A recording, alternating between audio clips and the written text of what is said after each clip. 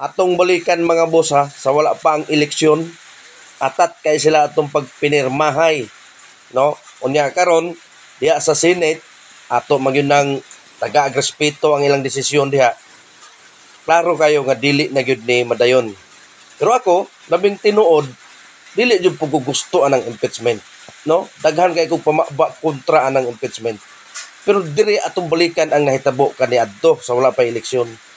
Sa Congress, pirma dito, atat kayo, no?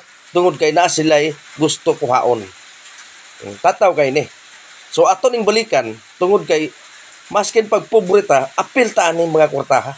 Isa ta nga tax, di ba? Wala exemption na.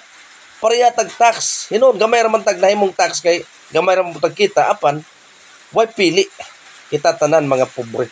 So ang pinaka apektado ani mga boss, kita ra gyapon balik ni nato tanan.